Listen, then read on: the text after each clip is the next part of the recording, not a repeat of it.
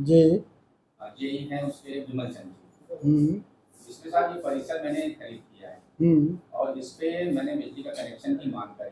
तो उन्होंने मुझसे ये बताया है कि इसमें आप फाइल ऑनलाइन अप्लाई करिए। हमने ऑनलाइन अप्लाई करा।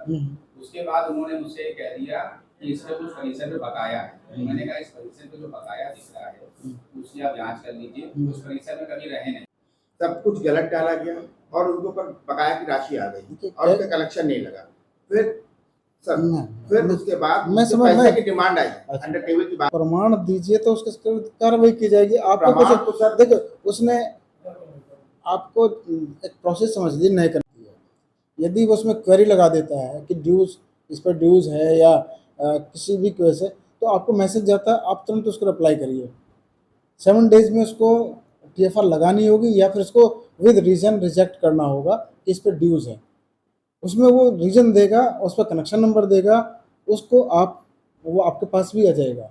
उसके साथ आप संबंधित जो डिवीज़न से मिल लिए हमसे संपर्क कर सकते हैं, इसमें कोई दिक्कत नहीं। कोई भी परिसर को परचेज करें तो उस पर सभी चीज़ें, सभी डिपार्टमेंट, चाहे नगर निगम हो, चाहे बिजली विभाग हो यानी कि कैस्को, चाहे और कोई दूसरा विभाग हो, उससे नो ड्यूज लेना चाहिए।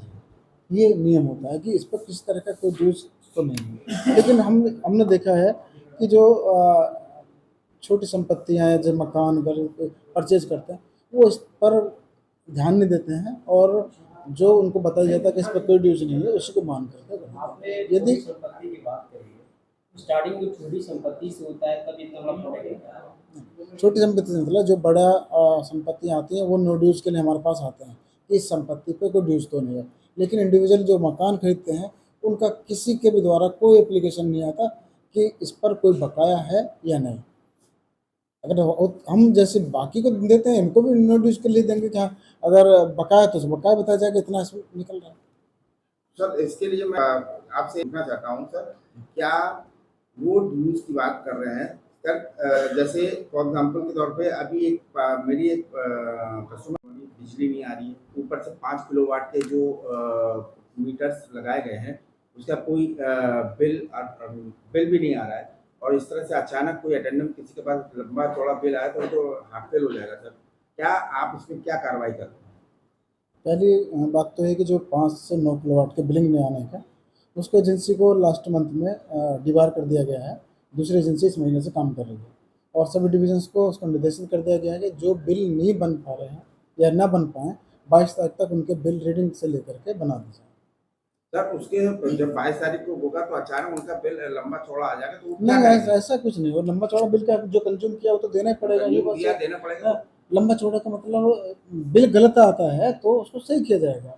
और जो लाइन लॉस में जिसमें जो ई रिक्शा की बात आती है, ई रिक्शा पे लगातार काम हो रहा है। हमने ई रिक्शा के लिए जो ट्रांसपोर्ट विभाग है वहाँ से RTO से उसकी लिस्ट भी पूरी ली है और लिस्ट लेकर के हम कोशिश कर रहे हैं कि उसको किस तरीके से इस नेटवर्क को क्रंच किया जाए, तोड़ा जाए, क्योंकि वहाँ उस पर ऐसे फैक्ट नहीं मिल पा रहा है इस पर कि हम प्रभावी रूप से FIR करें तो उस पर कार्रवाई हो जाए।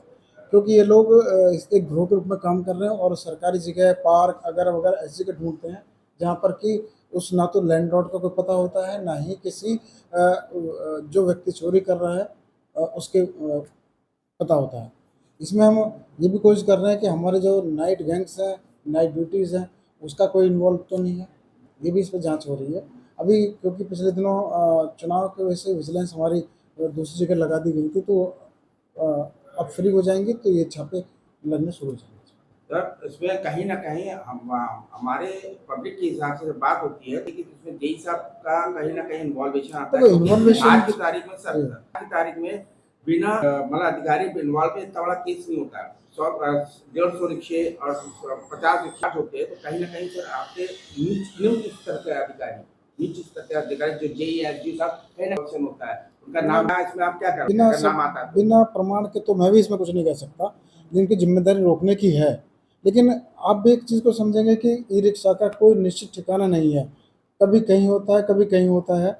लेकिन लगातार इसको ट्रेस हम भी कर रहे हैं, हमसे मतलब हमारे AJ कर रहे हैं। लेकिन फिर भी अगर किसी का नाम आता है उसके खिलाफ भी कार्रवाई के लिए MD साहब ने पिछले दिनों आदेश दिया था।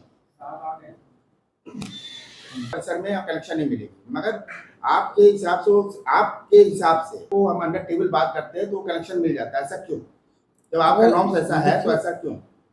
ऐसा अगर कोई कनेक्शन बकाये पे दिया है तो उस पर आदेश हैं पावर कॉर्पोरेशन के, उस कर्मचारी जेई जो भी इन्वॉल्व है उसके विरुद्ध कार्रवाई की जाएगी। वो जो ड्यूज़ है उस पर रिसर्व पर दी जाएगा तो उससे वसूला जाएगा।